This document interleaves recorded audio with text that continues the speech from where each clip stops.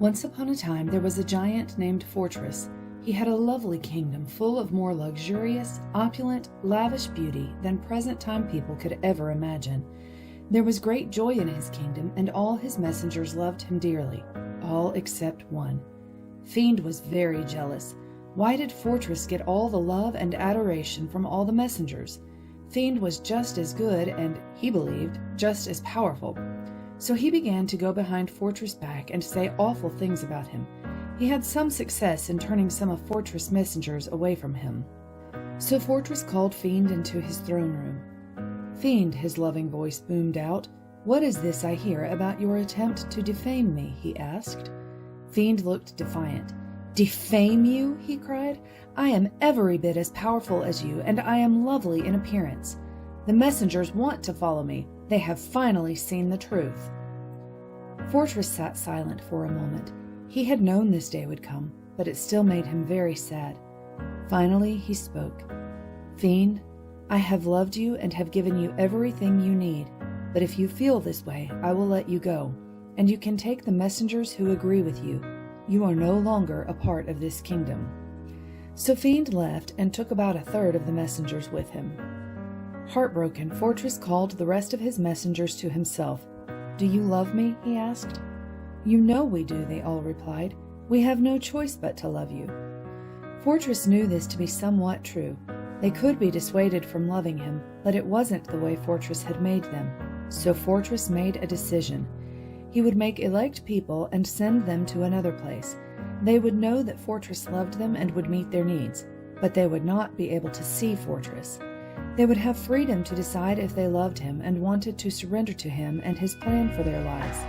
If they surrendered their hearts and lives to him, he would always be with them, helping them make wise decisions, helping them resist the temptation to do wrong things that would break Fortress' heart, and one day they would be able to go see Fortress in person. If they didn't surrender their hearts and lives to him, they would not have real peace, they would not have Fortress guidance, and though they would see Fortress once, they would be separated from him for all of eternity, with no hope. This was hard for Fortress to do. It meant that some of his elect would not surrender their hearts and lives to him. He would not be able to keep them in perfect peace. But he also knew that it was not genuine love if it was something that was required of them. He wanted his elect to be able to choose to love him. It also meant that his elect could choose to disobey him and displease him. Since Fortress knew this would make his elect very unhappy and they would live without peace, he was sorrowful in this too. But Fortress went ahead with his plan.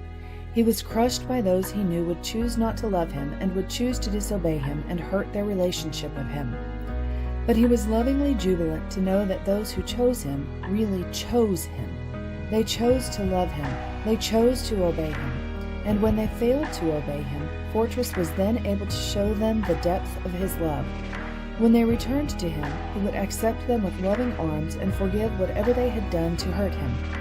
He would be their father, and they would be his children, and they could grow closer in love and maturity. Life would be far from perfect, but his elect would have the choice to surrender to him and receive his grace, forgiveness, and relationship with him. God created Adam and Eve so that humanity could have free will. We could choose to love and obey God. It also gave him the ability and the opportunity to show how deep his love and grace go, because he knew that we would do wrong. He knew that we would fail him, but he made a plan for showing us how to admit our sins and return to him for full grace and forgiveness. I hope you have the most beautiful day. I love you, and I'll meet you back here next Saturday.